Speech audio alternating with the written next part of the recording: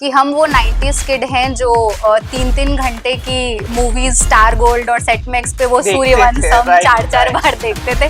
और after covid वही human brains जो 3-3 घंटे की movies with interval with ad देखते थे, उनका अटेंशन स्पेन आज सिर्फ 8 सेकंड का है। जैसा कि उन्होंने कहा है, 5 वर्ष लो लालिए 10 लो ताड़न दे, पुत्र ही 16 बरस में मित्र सरसी गुनी ले। और रिबेलियस एटीट्यूड आई थिंक कोई भी एज में दिखता है आज के डेट पे, तो ऐसा क्यों हो रहा है? श्योर सर, जैसा आपने कहा, मैं आपकी कही हुई लाइन को यहाँ पे कोट करूंगी कि पेरेंट्स कोशिश कर रहे हैं बेस्ट पेरेंट बनने की, जबकि उनको कोशिश करना है बेस्ट बच्चा तैयार करने की। Hi, my name is Shivashish. I am the founder and chairman of Beyond Education. आज से हम पॉडकास्ट चालू करने वाले हैं। ये पॉडकास्ट बड़ा ही इंटरेस्टिंग होने वाला है।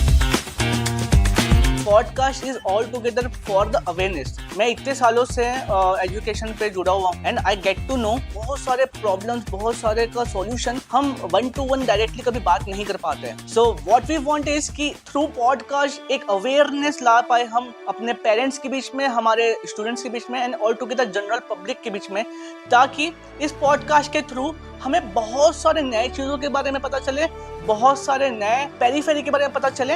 And today from today we are introducing a new podcast channel named as boy and talk show. Boy and talk show में हम बहुत ही इंटरेस्टिंग पब्लिक से, बहुत ही अच्छे पर्सनालिटीज, ग्रेट पर्सनालिटी से मिलेंगे। तो आज की जो फर्स्ट पर्सनालिटी है, उनका नाम रिवील नहीं करूंगा मैं, but she has been awarded national award. छोटा मोटा national award नहीं है। She has been awarded as the youngest principal of the year, guys. She has been awarded as a global woman educationist. She was the top 50 invincible women of the year. इसके अलावा आपको विश्वास नहीं होगा, but yes, she became the principal at the age of 24. Yes, guys. So we'll be welcoming Rupal Upadhyay ma'am. Currently, she is the vice principal of Sanskar Public School and has also served as the principal of Aghor Vidya Pith. Okay, ma'am. So, क्योंकि आप इतने साल से principal रहे हैं and मेरे को लगता है कि you are the right person जिससे हम पेरेंटिंग के बारे में डिस्कस कर सकते हैं। सो हम मैम इतने साल से जब काउंसलिंग के लिए जाते हैं, वी हैव सीन पेरेंट्स का एक बहुत बड़ा रोल होता है। Parents are the first teachers correct for their words. तो मेरे को ऐसा लगता है मैम, पहला क्वेश्चन तो यही होना चाहिए कि आज के मॉडर्न एजुकेशन पे पेरेंट्स का क्या रोल होता है बच्चों के लिए? सी सर, थिंग्स जो हैं वो इतनी ज़्यादा आजकल चेंज हो रही हैं, और मॉडर्न एजुकेशन, अगर हम बात करें न्यू एजुकेशन पॉलिसी की, तो जस्ट लास्ट 2-3 इयर्स हुए हैं, हम इसके अभी भी इंट्रोडक्टरी पार्ट में ही चल रहे हैं, और फुल फ्लेजेडली हमने अभी तक इसको इम्प्लीमेंट नहीं कर पाए हैं। तो बहुत सी चीज़ें हैं जिनमें पेरेंट्स का इन्वॉल्वमेंट तो बहुत ज़रूरी है ही। और जैसे कहते हैं कि सिर्फ इंसान का बच्चा ही एक ऐसा बच्चा होता है जो काफ़ी लंबे टाइम तक वो पेरेंट्स पे डिपेंडेंट रहता है। आप किसी भी जानवर को देखिए, गाय के ही बच्चे को देखिए, बछड़ा पैदा होता है और वो फिर दौड़ना भागना शुरू कर देता है। Right. सिर्फ इंसान का ही बच्चा एक ऐसा बच्चा होता है जिसको 2-2.5 साल 3 साल तक पेरेंट्स का बहुत ज़्यादा केयर लगता है। उस टाइम पे उसके जो पेरेंट्स ही हैं, कहते ही हैं माँ को प्रथम गुरु, वो एक ऐसी चीज़ है जहाँ पे पेरेंट्स का इन्वॉल्वमेंट बहुत ज़्यादा ज़रूरी है। और मॉडर्न एजुकेशन में तो और भी ज़्यादा, क्योंकि हम बात कर रहे हैं एंटरप्रेन्योरशिप की, हम बात कर रहे हैं स्किल डेवलपमेंट की। अब हम सिर्फ अकेडमिक्स तक तो रिलेटेड है नहीं कि सिर्फ अकेडमिक तक हम अपने आप को सीमित कर दिए और उसके आगे कुछ नहीं है, वैसा तो नहीं है। और स्किल सिखाने के लिए पेरेंट्स से बेहतर कौन हो सकता है? लाइक कुकिंग स्किल्स चला आ रहा है ज़माने से कि माँ के हाथ का खाना, तो पेरेंट्स से बेटर तो कोई हो ही नहीं सकता सर इसकी। सही बात है। मैम, जैसे आपने बोला कि शुरुआत ही का जो टीचिंग है वो पेरेंट्स देते हैं, तो सबका एक अपना एक एज होता है। करेक्ट। और सब एज वाइज पेरेंट्स का पेरेंटिंग भी चेंज होता है। तो मुझे लगता है कि 5 इयर्स तक का बच्चों का पेरेंटिंग अलग होना चाहिए। देन अपना 6 से 10 तक के बच्चों के एज ग्रुप का उनका पेरेंटिंग अलग होना चाहिए। देन ये डिवाइड जो होता है मैम, वो डिवीजन, एंड हम जब बोलते हैं कि अब बच्चा सुनता नहीं है माँ बाप का, उसका एक एज आता है। सो अपना अपना एक एज होता है। What do you feel ma'am कि कैसे कैसे पेरेंटिंग होनी चाहिए एज वाइज अगर हम जाए तो?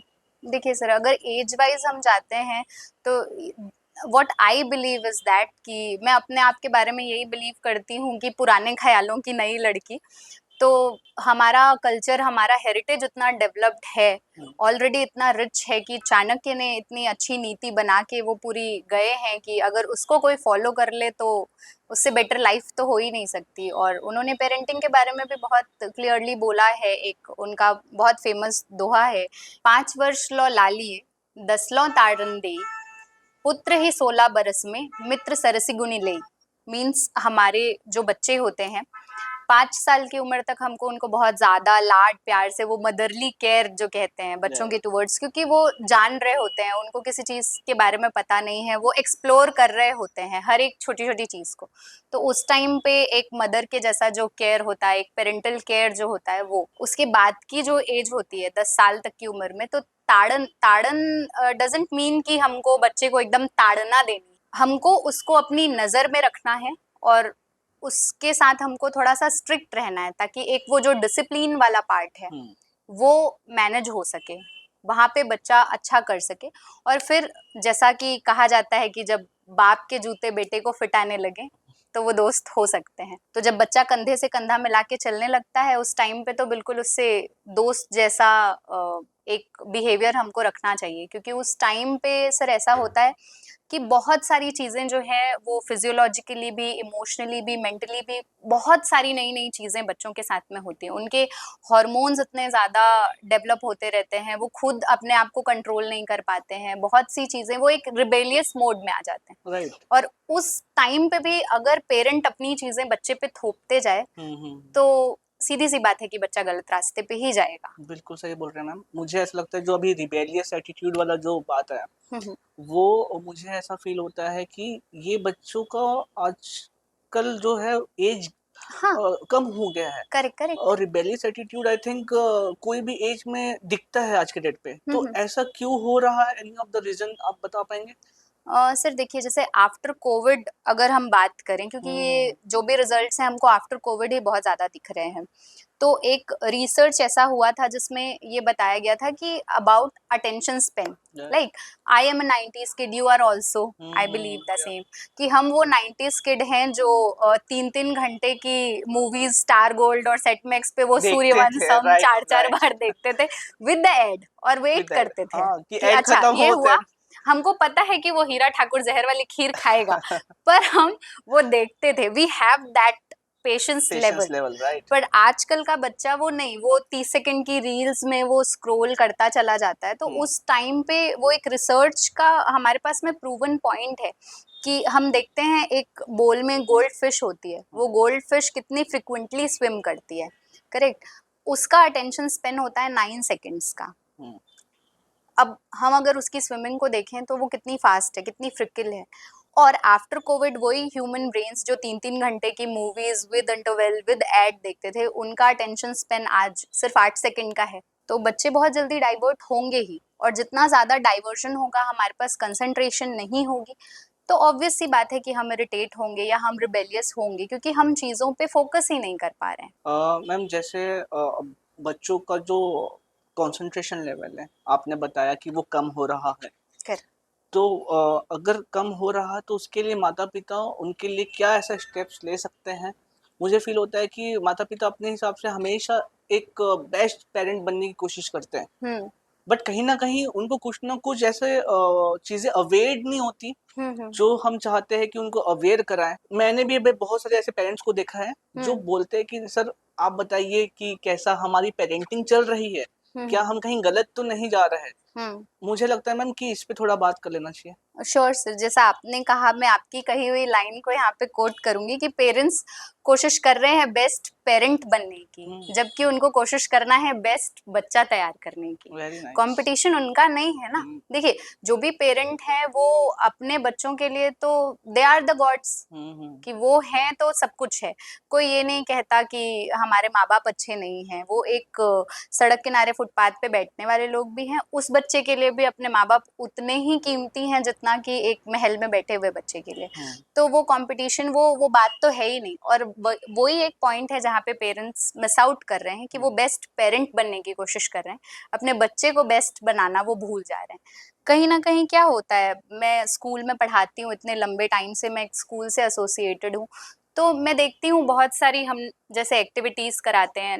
राइट नाउ अभी दिवाली का सेलिब्रेशन हुआ, तो बहुत सारी चीजें हमने कराई। तो वहाँ पे हमारे पास जब पेरेंट्स के कॉल आते हैं कैसे कि मैम हमारे पड़ोसी के बच्चे ने पार्टिसिपेट किया था, उसकी मम्मी ने स्टेटस डाला, तो मेरे पास स्टेटस डालने के लिए फोटो नहीं है क्योंकि मेरा बच्चा पार्टिसिपेट नहीं किया। हर एक बच्चा हर चीज में अच्छा नहीं हो सकता। राइट। जिस बच्चे ने पार्टिसिपेट किया शायद उसकी रंगोली बनाने की स्किल अच्छी है। आपका बच्चा हो सकता है क्रिसमस के टाइम पे कार्ड बनाए, उसका आर्ट एंड क्राफ्ट ज्यादा बेटर हो, पर पेरेंट्स को चाहिए कि वो स्टेटस जो मेरे पड़ोसी के व्हाट्सएप में है, व्हाई नॉट मी। तो वहां पर जहाँ चीजें आती है ना, तो हम बच्चों के ऊपर वो प्रेशर जाने अनजाने देते हैं कि हमको बेस्ट दिखना है। सही होता। कि वो फर्स्ट आया किटी पार्टी में, उसकी मम्मी को सब लोग बधाई दे रहे थे, आई वॉज लैकिंग बिहाइंड। तो हम वो कहते टाइम हमारी एक्सपेक्टेशन इतनी ज्यादा हो जाती है कि हम वो देख नहीं पाते कि वो बच्चा उस चीज को किस तरह से ले रहा है। तो वहां पर एक चीज है ही। रही बात कंसंट्रेशन की, तो we have to sit with the child ना, कि हमको उनको यहाँ पे मेडिटेशन है, योगा है, प्रेयर है। ओके मैम, तो अभी जो मॉडर्न समय पे हमने जैसे पेरेंटिंग के बारे में स्टार्ट किया बात करना, तो मुझे लगता है कि हमें चैलेंजेस के बारे में बात करना चाहिए कि आज के समय पे पेरेंट्स को बहुत सारे चैलेंजेस का सामना फेस करना पड़ रहा है। तो पहला सबसे इम्पोर्टेंट है कि बच्चों का स्क्रीन टाइमिंग। जैसे हम काउंसलिंग के लिए कभी भी जाते हैं तो सबसे पहले यह आता है कि मोबाइल फ़ोन बहुत चलाता है। एक सर्वे में ये भी पाया गया है कि 4 to 5 आवर्स का डेली एवरेज आते हैं बच्चों के स्क्रीन टाइम में। आफ्टर कोविड तो ये ज़्यादा हो चुका है। फिर सेकंड आता है इनका पीयर प्रेशर, कंपैरिजन बहुत ज़्यादा कर लेते हैं, पीयर प्रेशर बहुत होता है। And third is like balancing between इनका जो एकेडमिक्स है with their extra curricular activities. तो जैसे हम कभी भी काउंसलिंग के लिए जाते हैं तो माता पिता से पूछते हैं कि हम अपने फैकल्टीज़ को कितने बजे भेज सकते हैं घर पे पढ़ाने के लिए। तो उनका कहना होता है कि 2 से 3 ये रिफ्रेशमेंट लेता है, 3 से 4 ये बिज़ी है कहीं पे, स्विमिंग क्लासेस जाता है, 4 से 5 कहीं और स्केटिंग क्लासेस जाता है। फिर उसके पास केवल 7 से 8 का समय रहता है जहाँ वो पढ़ सकता है, और उसके बाद सेल्फ स्टडी के लिए समय नहीं मिल पाता। तो हमारे लिए बड़ा प्रॉब्लमेटिक हो जाता है कि हम कब क्लासेस अरेंज करवाएं और सेल्फ स्टडी बच्चों की हो नहीं पा रही है। तो ये balancing between extra curricular activities with their academics, ये बहुत बड़ा क्वेश्चन है आज के डेट पे। सर जैसा मैंने कहा, आपने जैसा कहा चैलेंजेस की बात है जहाँ तक, तो different parenting style different age group of बच्चों की जैसे है, उसी तरह से चैलेंजेस भी जो है वो डिफर करते हैं। अब डिफरेंट पेरेंट्स को, डिफरेंट टाइप ऑफ स्टूडेंट्स को हम लोग डेली बेसिस पे देखते हैं। मैं जिस स्कूल में पढ़ाती हूँ या हमेशा से जहाँ मैं पढ़ाती रही हूँ, लगभग हम 800 से 1000 बच्चों से रोज़ मिलते हैं, रोज़ हम उनको देखते हैं, और मंथ में एक बार हम उनके पेरेंट्स से भी मिलते हैं।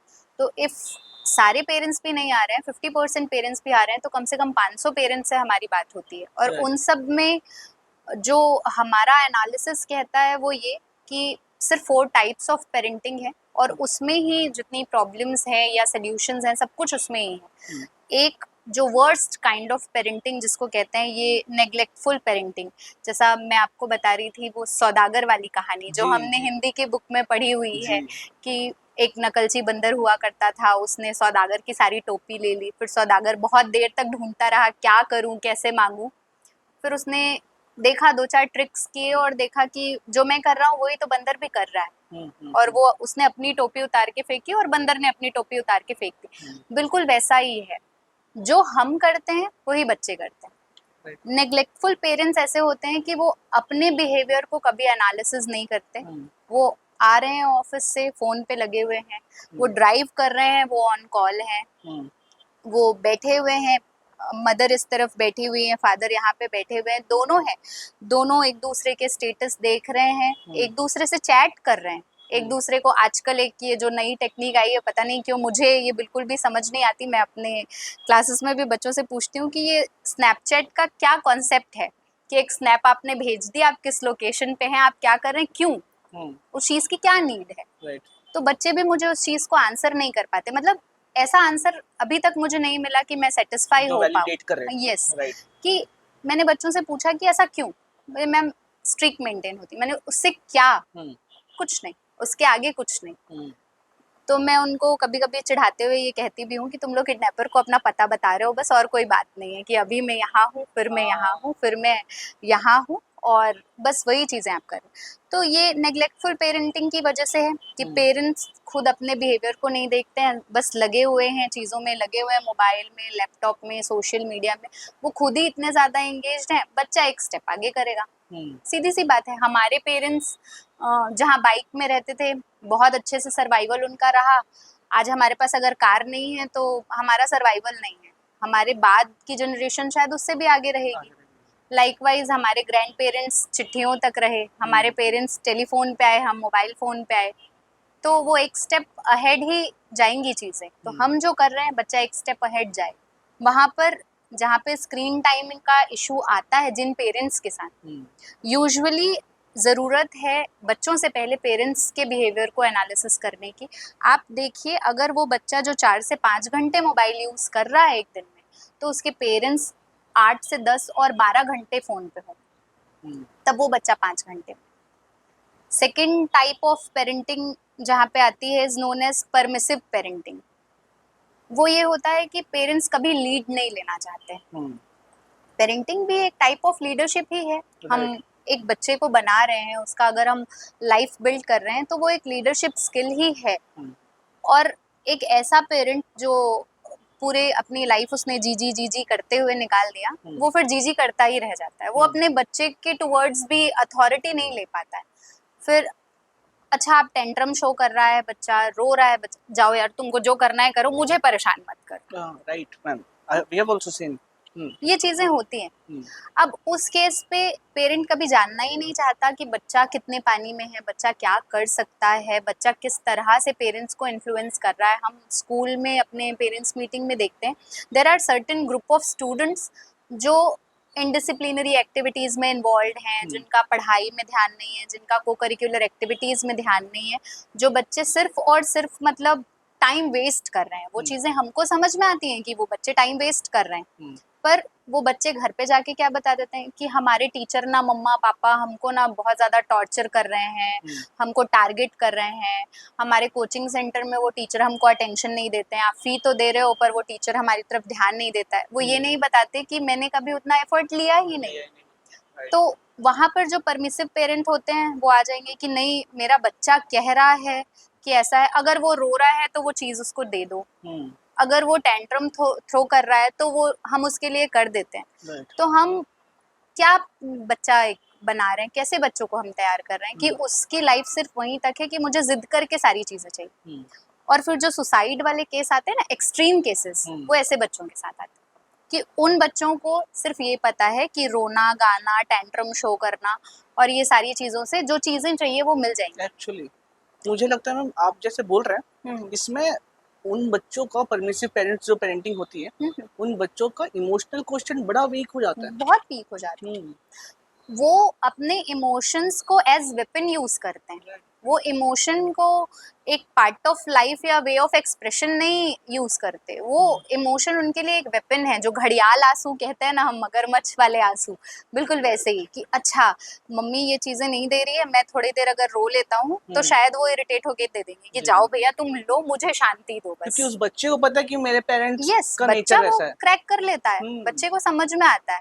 आप देखिए, एक छोटा सा बच्चा जो गोदी में रहता है, कुछ टाइम तक उसको नहीं पता होता, आप उसका कुछ भी नाम रख लीजिए, suppose my nickname is Bittu, तो ऐसे अगर किसी बच्चे का निकनेम है, उसको 2-3 महीने तक नहीं पता है, पर वो जैसे ही 4 महीने का होगा, जैसे ही आप एक आवाज लगाइए, वो बच्चा कैपेबल नहीं है किसी चीज की, पर वो अपनी आंख से मुंडी घुमाना वो शुरू कर देगा कि उसको पता है कि मुझे ही बुलाया जा रहा है। तो बच्चे उस चीज को बहुत जल्दी क्रैक कर लेते हैं कि किस चीज पे क्या आउटकम होगा और किस चीज पे क्या रिएक्शन आएगा। Then there is third type of parenting, authoritarian parents, जो हमने मूवीज देखी हुई हैं, कभी खुशी कभी गम में एक है ना कि अमिताभ बच्चन आते हैं, बस अंजलि से शादी करनी है, नहीं कर सकते, क्यों नहीं कर सकते, बस कह दिया तो कह दिया। That is authoritarian parenting. वहाँ पर बच्चा अपनी चीज़ों को एक्सप्रेस ही नहीं कर पाता। वहाँ पे पेरेंट्स बस आए, एक फरमान सुना दिया, एक शायरी जो आजकल इंस्टा पे बहुत ज़्यादा वायरल हो रही है, एक यंग शायर हैं जिनकी, तो उन्होंने कहा है, जस्ट एक वन लाइनर है कि एक चमेली का फूल मर गया आखिर, एक चमेली का फूल मर गया आखिर, बहुत दबाव था उस पर गुलाब होने का। तो वो एक चीज है कि आते हैं, तुम जाओ स्विमिंग क्लास, वो बच्चा हाइड्रोफोबिक है, उसको पानी देख के डर लगता है, वो बाल्टी की पानी में तो नहा नहीं पा रहा, आप उसको स्विमिंग पूल में डाल रहे हैं, आप एक बार देख तो लीजिए बच्चे का क्या कैलिबर है। बच्चा आपका सिंगिंग में जाना चाहता है, आप उसको राइटिंग में भेज रहे हैं। बच्चा आपका एकेडमिक्स में अच्छा है, आप उसको फुटबॉलर बनाना चाह रहे हैं, क्यों? कि आप दिखाना चाह रहे हैं that I am a modern parent. मैं उस चीज, जरूरी नहीं है कि आप मॉडर्न पेरेंट हैं तो आपका बच्चा को करिकुलर एक्टिविटीज में अच्छा हो सकता है वो बच्चे का एकेडमिक पार्ट, लिटरेचर वाला पार्ट बहुत अच्छा हो, वो उसमें अपना करियर आगे ले जाना चाहता हो, लेकिन आपको खुद को प्रूफ करना है कि मैंने 3 इडियट देखी है, मैं बहुत इंस्पायर हुआ हूँ, तुम जो करना चाहते हो करो, लेकिन मैं तुम्हारी नहीं सुन सकता, करोगे तुम वही जो मैं चाहूंगा, भले नए तरीके से। तो वो अथॉरिटेरियन पेरेंट्स होते हैं। And the best type of parenting is authoritative parenting. Authoritative parenting में क्या होता है कि हम ओपन एंड रखते हैं एक डिस्कशन का, जहां हम वैल्यू देते हैं और हम बच्चे को सिखा पाते हैं कि that respect is two way. Authoritative types of जो पेरेंटिंग होती है उसमें ये होता है कि हम ओपन एंड रखते हैं, हम समझाते हैं बच्चे को कि रिस्पेक्ट एक गिव एंड टेक का रिलेशन होता है, कि हम आपको जितना देंगे वो ही हमको मिलेगा। तो वहाँ पर एक, जैसे मैं अपनी एक पर्सनल स्टोरी आपसे शेयर करती हूँ। मेरे फादर जो हैं फिजिकली चैलेंज्ड हैं, right now he is in wheelchair. So back in his young age when अपनी जॉब वो कर रहे थे, he met with an accident और वो गए टिटनेस के इंजेक्शन लगवाने के लिए, और डॉक्टर ने उनको एक ऐसा इंजेक्शन लगा दिया जो एक्सपायर्ड हो चुका था, जिसकी वजह से इतना ज़्यादा लॉस हुआ कि हमारी जो स्पाइनल कॉर्ड होती है, रीढ़ की जो हड्डी होती है, उसकी नस सूखने लगी, तो उसकी वजह से उनको बैसाखी में आना पड़ा। So I have never seen my father walking freely, मैंने उनको हमेशा से बैसाखी में ही देखा है। तो उनके पास एक स्टेपनी वाली, जो आजकल काफ़ी जनरली मिल जाती है, वो स्टेपनी वाली स्कूटर उनके पास में थी उस टाइम पे, उन्होंने वो लुधियाना से वो बनवा के आया था स्कूटर। तो सब लोग मुझे बड़े सिंपैथी से कि अरे अरे कैसे होगा, क्या होगा, और मुझे वो चीज़ ना बड़ी फैसिनेट करती थी कि जहाँ बाकी के पापा बस ये 2 चक्के वाली नॉर्मल सी बाइक और स्कूटर में घूम रहे हैं, my father has different kind of vehicle, तो मुझे बड़ा मज़ा आता था। पर हाँ, कुछ क्वेश्चन किसी किसी दिन होते थे जब फील होता था कि बाकी बच्चों के पेरेंट्स है, वो इफ स्पोर्ट्स मीट है या कुछ है, वो आ रहे हैं साथ में क्रिकेट खेल रहे हैं, at that time my father was not there, he was not able to be a part of that. तो वहाँ पे मुझे फील होता था, मैं पूछती थी घर आके, तो अब मुझे क्या बताते, 3-4 साल 5 साल की बच्ची को वो लोग क्या बताते और क्या ही मैं समझ पाती। तो मुझे बोल देते थे कि पैर में चूहा काट दिया, तो इसकी वजह से चोट आ गई है। देन मैं उसी नोशन के साथ आगे बढ़ती चली गई। Then when I was in class 8, जैसे ही मैंने क्लास 8 का एग्ज़ाम दिलाया, एक दिन मेरे फादर ने मुझे बुलाया समर वेकेशन में, बिठाया और उन्होंने मुझे बोला कि अब तुम 13-14 साल की हो गई हो, अब हम बात कर सकते हैं, now you are going to be matured, यहाँ मैं तुमसे बात कर सकता हूँ, तुम बैठो। उन्होंने मुझे अपनी पूरी हिस्ट्री बताई कि सो एंड सो केसेस की वजह से ऐसा हुआ और आज मेरी ये कंडीशन है, और इसके आगे ये कंडीशन अब और खराब होती चली जाएगी। तो आज तक तुमने जितना किया, आगे भी तुम वैसा करते जाओ, मुझसे उम्मीद नहीं रखना। I would be there for you emotionally, mentally, socially, पर physically I would not be present, कि मैं तुम्हारे साथ जगह जगह भाग सकूं, तुम्हारे कॉलेज की काउंसलिंग के लिए, तुम्हारे स्कूल के एडमिशन्स के लिए, आई कांट डू दैट। तो उन्होंने मुझसे वो बात की, उन्होंने मुझे उस चीज़ के लायक समझा, उन्होंने वो चीज़ मुझे इस तरह से समझाई कि मुझे समझ में आया कि okay, there is a medical case और ये चीज़ है और हम इस तरह से आगे बढ़ सकते हैं। And that I am very proud कि मेरे पास अथॉरिटेटिव पेरेंट्स हैं जिन्होंने वैसी पेरेंटिंग दी कि वो अपनी बातें भी बता सकते हैं और समटाइम्स वो मेरी बातें सुनने के लिए भी उतने ही रेडी हैं। जैसे मुझे जो चीज़ें नहीं समझ में आती, मैं बिल्कुल जाती हूँ, मैं अपने पेरेंट्स से कहती हूँ मुझे नहीं समझ आ रहा, नहीं हो पाएगा, ये चीज़ें ऐसी नहीं चलेंगी। तो we have a open discussion, हमारे पास वो जगह है। और वो प्लेटफॉर्म जब हम बच्चे को देते हैं ना, वहाँ पर सारी चीज़ें अच्छी हो जाती हैं।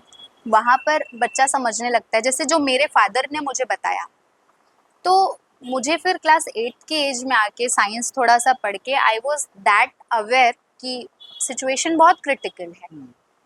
पर मुझे उस चीज़ से दुख नहीं हुआ, मुझे उस चीज़ पे बड़ा प्राउड फील हुआ कि wow, I have seen my father working, he was engineer in irrigation department. तो मैंने देखा था कि मेरे पापा जहाँ पे वो खड़े नहीं हो पाते थे, उनको प्रॉब्लम थी, वो बैसाखी से चलते थे, पर वो साइड साइड में ऐसे टेबल टिका के खड़े होते थे, because he was a civil engineer. उनको ड्राइंग करनी है, उनको ये सारे नहर के, आपके बांगो डैम से लेके ये सारी जो नहरें हैं उनके नक्शे उन्होंने बनाए हैं, सारा सर्वे उन्होंने किया है। तो वो खड़े होके बनाया करते थे, मैप नक्शे बनाया करते थे। तो मैं देखती थी, तो वो साइड में टेबल टिका के रखते थे कि इफ़ इन केस मैं गिरता हूँ तो मैं टेबल में गिरूँ, क्योंकि इंजीनियर्स को खड़े होकर ड्राइंग बनानी पड़ती है, वो बैठ के तो नहीं कर सकते हैं। तो उस सिचुएशन को उन्होंने बहुत पॉजिटिवली हैंडल किया और मैं बचपन से वो देखते आई। तो मेरे लिए वो एक चीज़ है कि अच्छा, कहते हैं ना कि अभी जैसा चल रहा है कि हम श्री राम का मंदिर बना दिए और जय श्री राम कर रहे हैं, पर एक्चुअल में हमको राम की नहीं, राम के चरित्र की ज़रूरत है ना। सही बात है। पेरेंट्स और बच्चों के बीच में इफेक्टिव कम्युनिकेशन जो गैप आता है, उसकी वजह से भी क्या रीजन है ये? यस सर, देखिए क्या है कि जब तक हम बात नहीं करेंगे चीज़ें सॉल्व नहीं होंगी, और हम अगर नहीं बता पाएंगे, एक एक बड़ा फनी सा टैगलाइन है जो हम सबके बीच में अक्सर चलता रहता है, कि हमारी रैगिंग हुई तो हम क्यों नहीं रैगिंग लेंगे। There is a set of people ना, कि हमारी रैगिंग हुई तो हम तो रैगिंग लेंगे ही। तो कुछ पेरेंट्स उस माइंडसेट से आते हैं कि हमारे पेरेंट ने हमारी तो सुनी ही नहीं ना, हम क्यों अपने बच्चे की सुनी। And then there are certain parents कि हमारे पेरेंट्स ने भले ही नहीं सुनी, उसकी वजह से चाहे जो भी डिफिकल्टी हमको हुई, पर हम अपने बच्चों की ज़रूर सुनेंगे।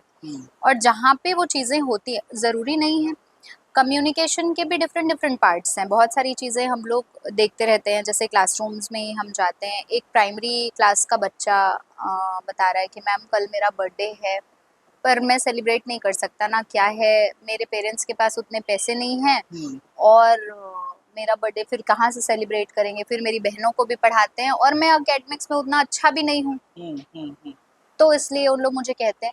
तो बच्चे को आप वो क्यों बता रहे हैं, ज़रूरत क्या है उस चीज़ को बताने की कि हम कितनी डिफ़िकल्टी से तुमको, मतलब आप तो एक तरह से एहसान गिना रहे हैं, और वो कोई एहसान नहीं है। Being a parent that is your moral duty, आप वो कर ही रहे हैं, आप अपने बच्चे के लिए कर रहे हैं। और कहीं ना कहीं वही बच्चा, एक कहते हैं ना कि पेरेंट्स बच्चे को सिखाते हैं, वही बच्चा आगे फिर एक टाइम के बाद, माँ बाप खुद का ख्याल खुद नहीं रख पाते हैं, उनको ज़रूरत है बच्चों की, तो आप उस बच्चे को अगर शुरुआत में सिखा देते हैं कि तुम्हारी वजह से इतने खर्च हो रहे हैं, तुम्हारे लिए ये कर रहे हैं, तुम्हारे लिए वो कर रहे हैं, फिर वही बच्चे होते हैं जो बड़े होकर के आपकी दवाइयों के पीछे इतने पैसे लग रहे हैं, मैं कितना करूं, मुझे जॉब में इतना प्रेशर है, आपके लिए मैं कितना करूं। राइट।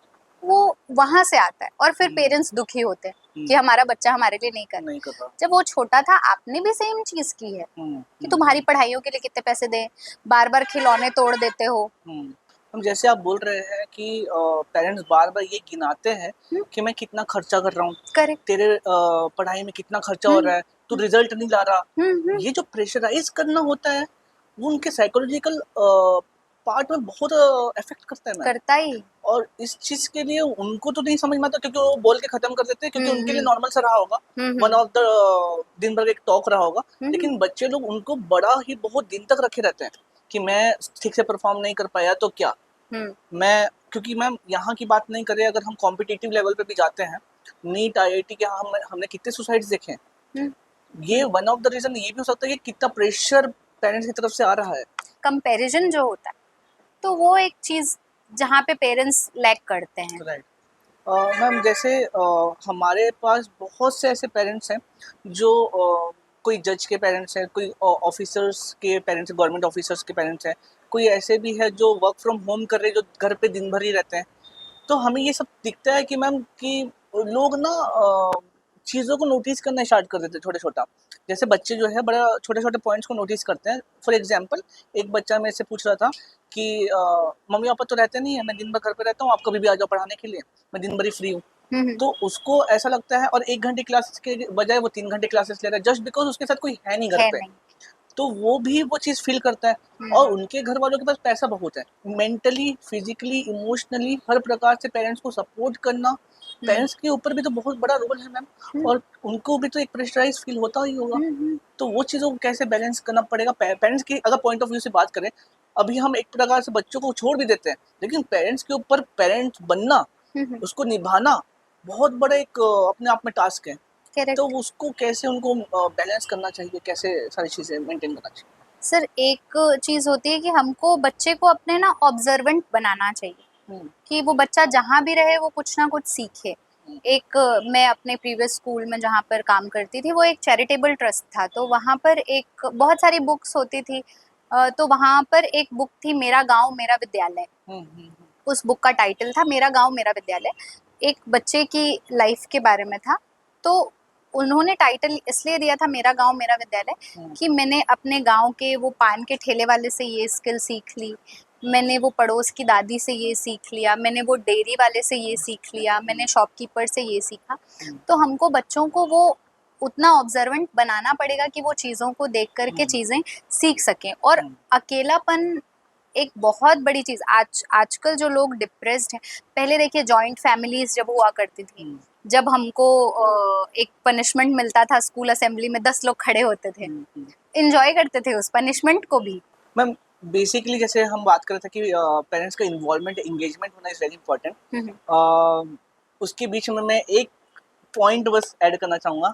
मैं चाहूँगा कि हमारे जितने भी पब्लिक है, ऑडियंस है जो ये देख रही है, तो उनके लिए हम अभी तक लोगों हम इंट्रोड्यूस नहीं किए मैम। ओके, श्योर तो sure. This is the first podcast with you, yes. And we want कि वो लोगो जो है आपके साथ मिलके ये शेयर करें ऑडियंस के साथ। श्योर। सो एक तरीका हो जाएगा हाँ, कि this is for you in that case. Thank you so much, आप थैंक इसको यू, ओपन लेट करिए मी ना। Open it. Yeah sure sure.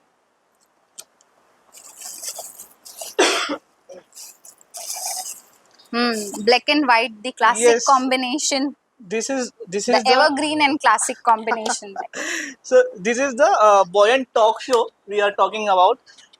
ये लोगो है मैम, जिसमें हमने लिखा है BTS, Okay, जिसमें पहला आप देख पाएंगे तो उसमें बुक book का बनी, सिंबल है। correct. तो बुक का सिंबल इज ऑलवेज कि हम सभी चीजें जो भी मन में होता है उसको बुक में लिखते हैं, और जो भी बुक से पढ़ते हैं वो मन में लिखते हैं।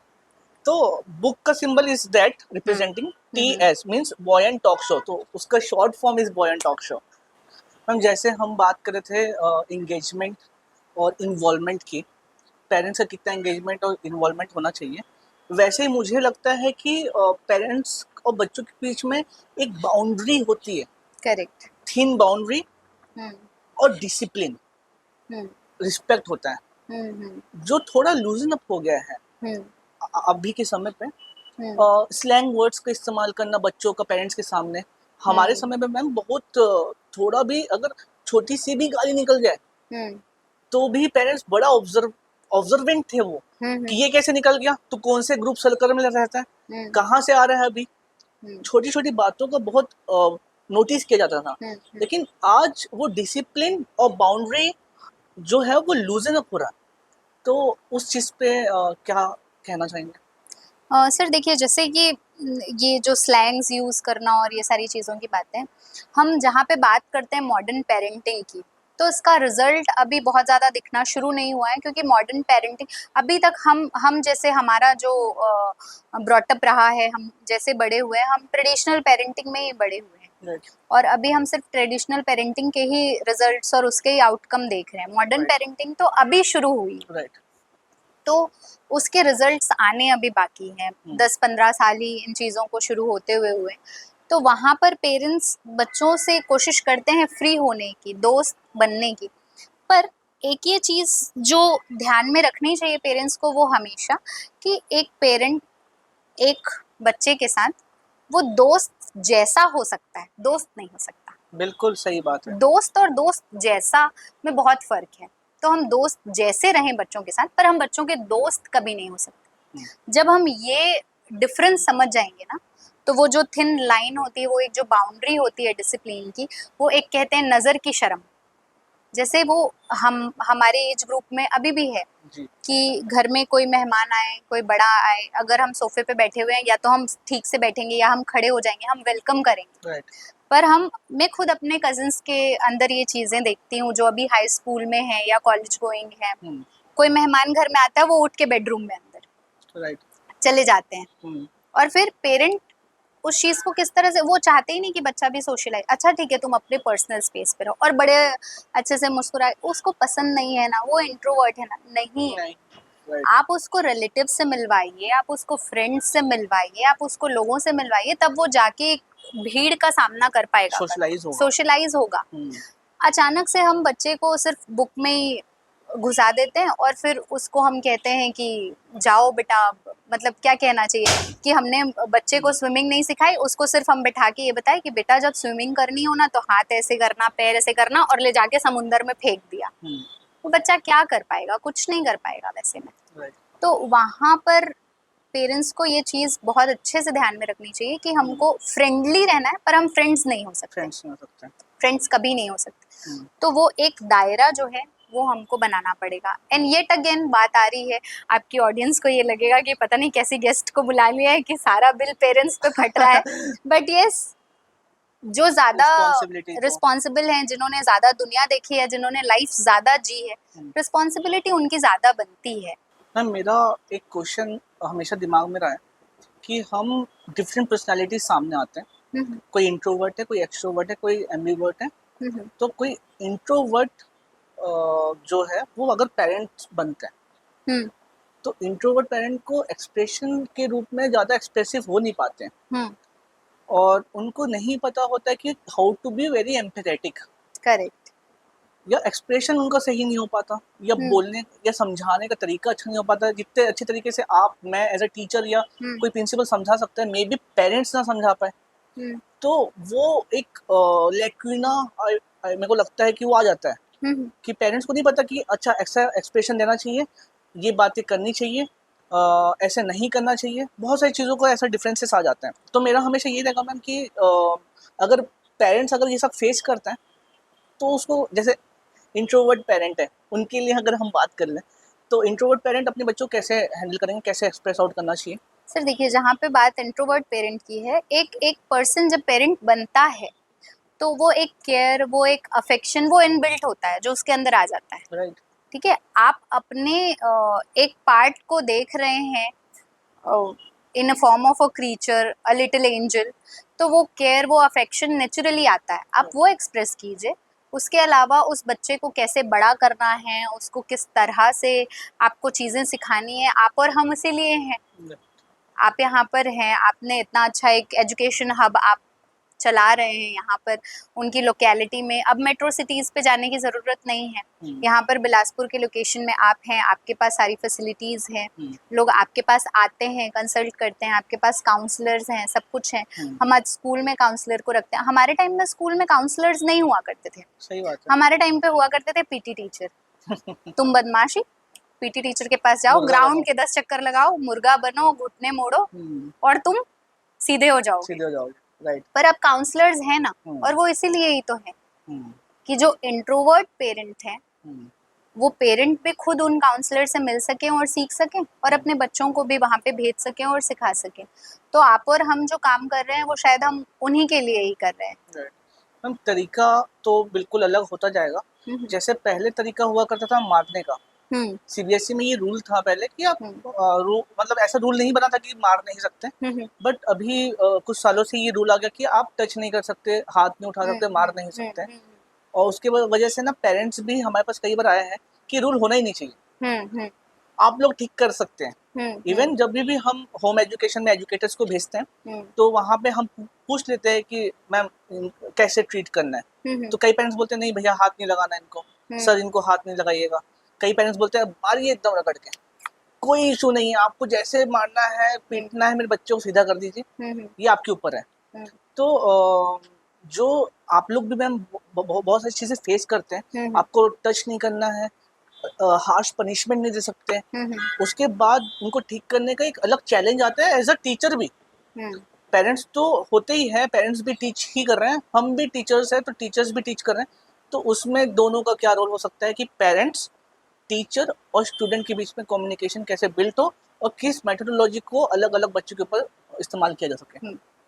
ये सर ये क्वेश्चन जो है ना एक बहुत वास्ट क्राइटेरिया पे फिट होता है।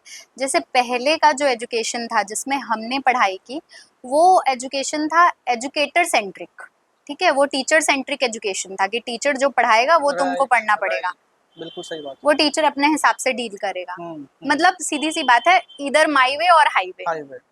वो पैटर्न था। तो कोई ऑप्शन ही नहीं था। आपको अगर नहीं समझ में आ रहा, मैं करवाना चाह रहा हूँ तो मैं वैसे करवाऊंगा। अब सीबीएसई ने वो चेंज करके उसको चाइल्ड सेंट्रिक बना दिया है। तो चाइल्ड सेंट्रिक जो वो पढ़ना चाहेगा, तो जिसके हाथ में कमांड रहेगी, हमको चलना उसके हिसाब से पड़ेगा, डोमिनेंट वो बन ही जाएगा। और फिर सीबीएसई ने या किसी भी बोर्ड ने कॉर्पोरल पनिशमेंट को अगर बैन किया, तो वो चाह रहे थे कॉन्सेप्ट इंट्रोड्यूस करना which is known as empathy, जो कहीं ना कहीं लैक कर रही थी। पनिशमेंट के क्राइटेरिया को हटा के अब रिवॉर्ड के क्राइटेरिया पे हम आए हैं। राइट। तो कई बार मारना ही सोल्यूशन नहीं होता। और जब हम लोगों को मारा जाता था उस टाइम में कहावत हमारे दादाजी हमको सुनाया करते थे कि मार पड़े धम धम और विद्या आए छम छम। आपने अगर सुना होगा तो ये कहा जाता था।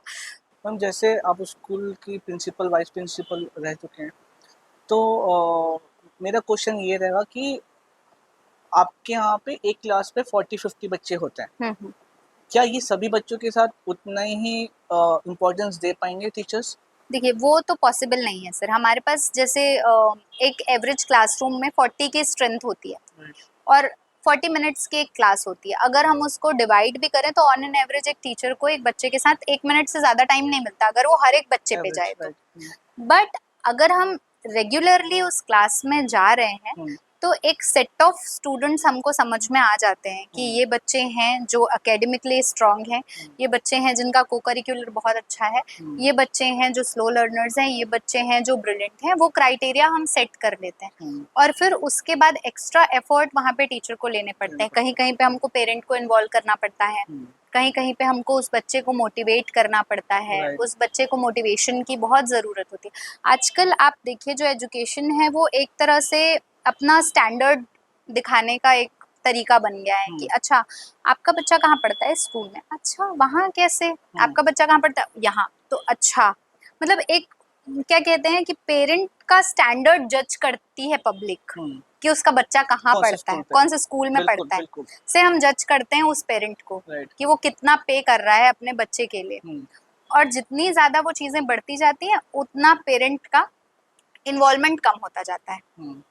क्योंकि कहते हैं ना कि जितना ज्यादा आपका पैसा लग रहा है तो आप उन चीज़ों को बेहतर मान लेते हैं। फ्री में मिली हुई हर चीज़ पसंद नहीं आती, उसी चीज़ के पीछे जो पैसे लगते हैं तो हमको वो चीज़ें अच्छी लगने लगती हैं। तो वहाँ पे फिर ना रिस्पॉन्सिबिलिटी उस टीचर की मॉरल रिस्पॉन्सिबिलिटी बन जाती है कि वो एक सेट ऑफ स्टूडेंट्स डिवाइड करे, जहाँ पे ज़रूरत है वहाँ पे रेमेडियल क्लासेस ले, जहाँ पे ज़रूरत है वहाँ पे पेरेंट्स से बात करे। और पेरेंट्स की भी रिस्पॉन्सिबिलिटी बनती है कि वो टीचर से टच में रहे। एक और चीज़ है मैम, 80% बच्चे 80% नहीं लाते, करेक्ट, वो एवरेज ही रह जाते हैं। लेकिन पेरेंट्स का एक्सपेक्टेशन जो है वो उनका रहता है कि बच्चा एवरेज तो है, कोई इशू नहीं है, उनको नीट आईटी की तैयारी कराएंगे या XYZ कोई भी कॉम्पिटिटिव तैयारी कराएंगे और वहाँ पे भेज देते हैं। अल्टीमेटली बच्चा रिजल्ट ला नहीं पाता और वहाँ पे वो करियर स्विच करने की बात करता है 12th के बाद। स्ट्रीम चेंज हम आज के डेट पे देखते हैं 65% हमारा ये रेशियो रहा है कि बच्चे स्ट्रीम चेंज करने की कोशिश करते हैं। अगर इंजीनियरिंग ले भी लिए हैं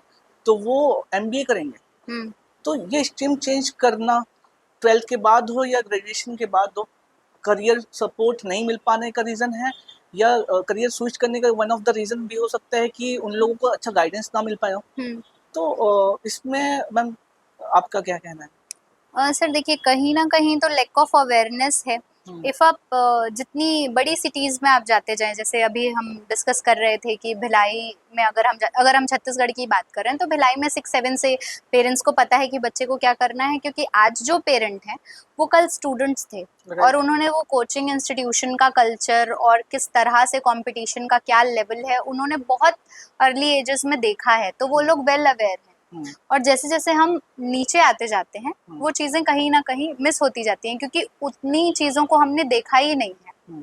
अपने आसपास में हमने देखा ही नहीं है और हम वैसे ही सोचते हैं। एक टाइम पर ये ट्रेडिशन हो गया था कि इफ आपका 11th 12th मैथ्स है, you are going to be an engineer. अगर आप बायोलॉजी वाले हैं तो आप डॉक्टर बनेंगे ही बनेंगे। ठीक है, अब उसमें क्या सिचुएशन हुई कि हर कोई हर चीज तो परफेक्ट नहीं कर सकता। वहां पर बात ही नहीं हुई स्किल की या को करिकुलर एक्टिविटीज की, जो अब हमारी गवर्नमेंट को भी, बोर्ड को भी और पेरेंट्स को भी अब समझ आ रहा है कि एक्चुअल में हमको स्किल्स पे बात करनी थी, जो हमने शुरू किया है अब। तो इसका रिजल्ट हमको दिखेगा आने वाले 8-10 सालों में। पर जिन बैच को हमने गैम्बल किया है कि देखते हैं पासा फेंक के इनका क्या होता है, तो वो तो इधर उधर मूव करेंगे ही। वो तो एक आपने पासा फेंका, हर किसी की तो बाजी लगेगी नहीं। आपने भेज दिया कि नहीं तुम जाओ इंजीनियरिंग करो। इतने सारे इंजीनियरिंग कॉलेजेस थे कि सिलेक्शन बहुत इजी था। पर आप सिलेबस तो देखिए, पढ़ाई तो देखिए, कैसे बच्चा कर पाएगा। मेडिकल कॉलेज में बहुत लोग सेलेक्ट नहीं हो पाए, क्यों? क्योंकि ऑप्शन ही नहीं थे, कॉलेजेस ही उतने सारे नहीं थे। हम बच्चे को ये बता ही नहीं पाते हैं कि हमको क्या चाहिए या उस बच्चे को करियर में करना क्या है। हम बच्चे को एक टाइटल दे देते हैं कि तुम डॉक्टर बनो, तुम इंजीनियर बनो। आजकल करंट सिचुएशन, आप सिविल सर्विसेज में जाइए, सिविल सर्विसेज का एरिया इतना वास्ट है, हर कोई IAS officer, IPS officer, deputy collector हर कोई नहीं बन सकता है। पेरेंट्स उन चीज़ों को बता ही नहीं पाते। अच्छा, और बड़े प्राउडली हम प्रेजेंट करते हैं, हमारा बच्चा अपना टाइम खराब कर रहा है और हम बहुत प्राउडली प्रेजेंट करते हैं, तैयारी कर रहा है। किस चीज़ की तैयारी कर रहा है? पीएससी की कोचिंग। पीएससी की कोचिंग करना क्या वो एक अचीवमेंट है किसी तरह से? I don't think so. मुझे नहीं लगता कि वो एक अचीवमेंट है। आप तैयारी कीजिए, बाय द टाइम आप बच्चे को समझाइए तो कि कहाँ पर आपको बाउंड्री सेट करनी है। एक बायोलॉजिकल क्लॉक भी तो है आपका कि इस टाइम तक आपकी लाइफ इतनी छोटी सी तो नहीं है। इफ हम एक एवरेज ह्यूमन की एज माने 70 इयर्स की अगर है, 30-35 इयर्स ऑफ एज तक वो बच्चा यहाँ आपके बिलासपुर में गांधी चौक में कोचिंग ही कर रहा है।